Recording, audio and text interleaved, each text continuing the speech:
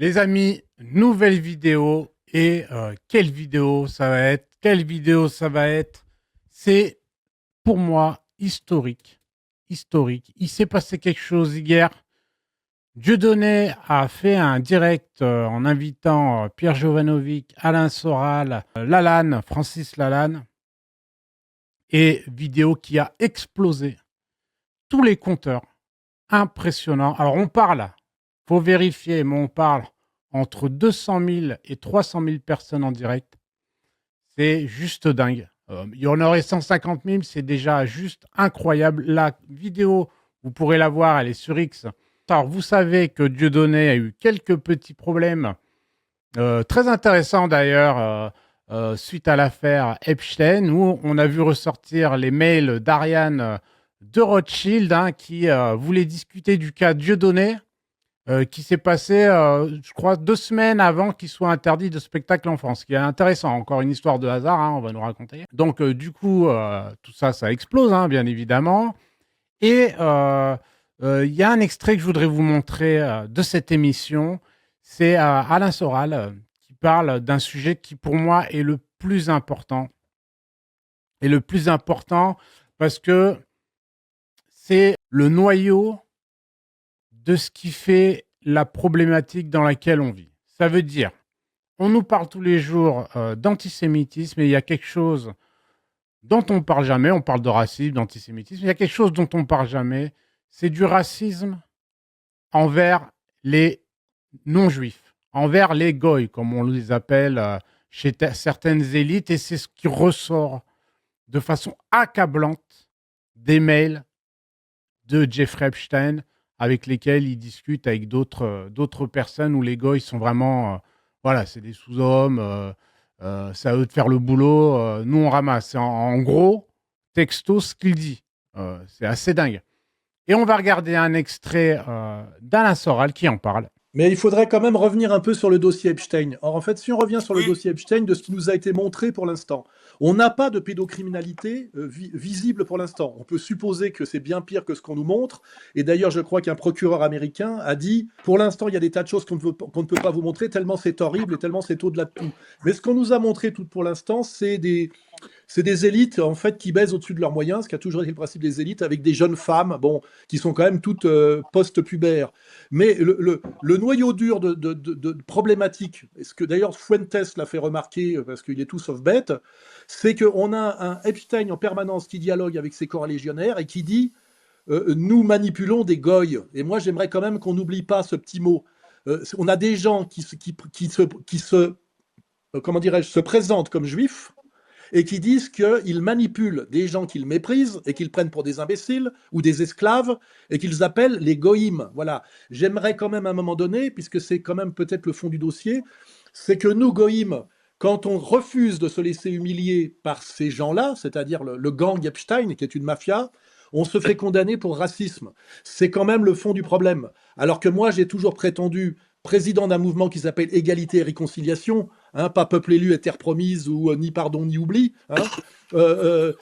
J'ai été systématiquement condamné pour racisme, hein, alors que je suis fondamentalement un antiraciste. Et que Dieudonné, qui soit un métis, c'est-à-dire un antiraciste structurel, puisqu'il est noir et blanc en son sein, a été systématiquement condamné pour racisme par des gens qui eux-mêmes sont à la tête d'instances communautaires se revendiquant d'une idéologie qui prétend bien qu'ils sont le peuple élu, hein, et que la terre leur a été promise. Je suis désolé, mais là-dessus, on ne peut pas s'asseoir là-dessus. Parce que, comme je le disais à Dieudonné à une époque où on était un peu fâché, on peut pardonner à des nazis, à des individus, mais on ne peut pas pardonner au nazisme qu'un système de valeurs condamnable. Tu vois. Donc moi, il n'est pas question de ne pas discuter et il n'est pas question de m'engueuler avec des individus juifs, mais j'ai quelque chose à dire sur le contenu manifeste du judaïsme en allant simplement au texte qui s'appelle la Torah. Voilà, j'exige qu'on fasse ce travail aujourd'hui. Hein, et là, on voit qu'il y a un vrai problème de racisme structurel et que non seulement il est théorique, mais il est pratique parce qu'on a vu que c'est au nom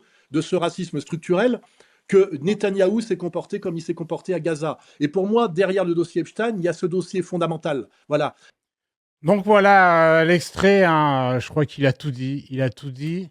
Il y a un gros problème. Il y a un gros problème. On a des élites qui crache à la figure de 99% de l'humanité. C'est assez dingue. Et on ne parle que encore aujourd'hui, hein, d'ailleurs, hein, parce qu'on sort les mails racistes, profondément racistes, d'Epstein. On met ça sur les réseaux sociaux, on se prend dans la tronche des accusations d'antisémitisme. C'est assez dingue. On met en avant un mec qui traite 99% de l'humanité comme de la merde, et le fait même de le mettre en avant, on nous accuse d'antisémitisme. C'est fou. Maintenant, au cas où, on ne sait pas, est-ce que Soral dit la vérité? Est-ce que ce que dit Soral est réel? Est-ce qu'il n'inventerait pas quelque chose et ça n'existe pas, que ses propos n'existent pas?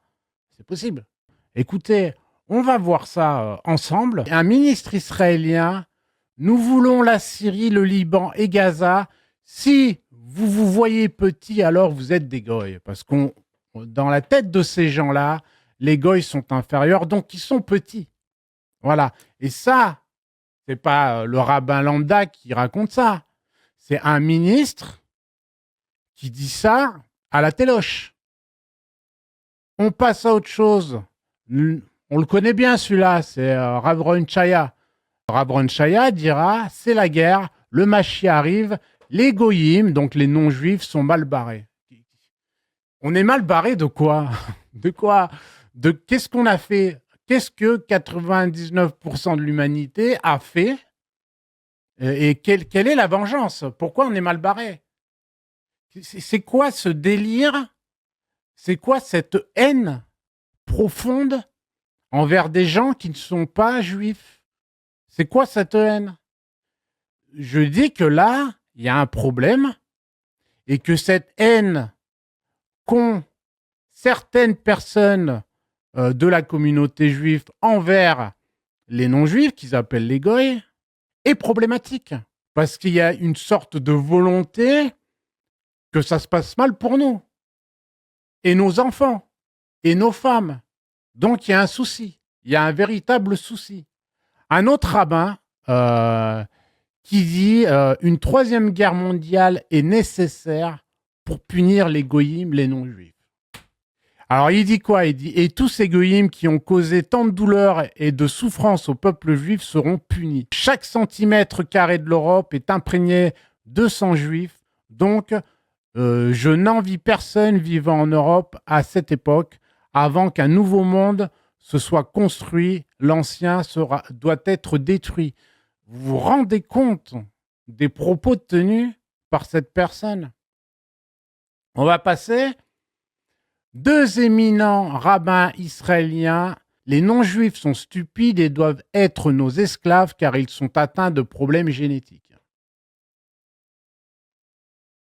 Bon là les gars, là c'est le haut du panier, hein, comme on dit. C'est assez dingue. Alors tout ça a été filmé. Tout ça a été filmé, c'est véridique. Ce qui se raconte ici, c'est la vérité. Et qu'est-ce qu'ils disent? Ils disent les non-juifs aspirent à être nos esclaves. Être esclave d'un juif est ce qu'il y a de mieux.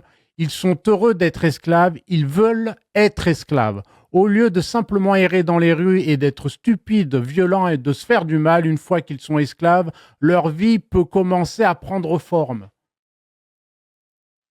On en parle ou pas? Donc, oui, il y a un problème. Oui, ce que dit Soral, il a raison. C'est même pas Soral a presque raison. Non. Soral a 2 millions de fois raison. Sur ce sujet, oui, il y a un problème. Donc, émission extraordinaire. Franchement, pour moi, c'est historique ce qui vient de se passer. Il se passe quelque chose. Et la preuve qu'il ne fallait pas lâcher, c'est qu'aujourd'hui, on va dire qu'hier, on était quand même pas mal, même si c'était il y a plus de 20 ans, hein, mais on était quand même pas mal. Mais aujourd'hui, on est à 100 fois, 1000 fois plus nombreux, clairement. Et surtout, évidemment, merci Alain Soral Merci Dieudonné, merci Pierre Jovanovic, merci Francis Lalanne, vraiment. Merci de faire le boulot. Voilà, c'est ça. Merci de faire le boulot. On en a bien besoin maintenant. Voilà. Donc, écoutez les amis, sur ce, je vous laisse. N'oubliez pas de partager, c'est très important. Partagez, aimez la vidéo. Dites-moi ce que vous en pensez dans les commentaires. C'est très important. Et je vous dis à ciao les gars.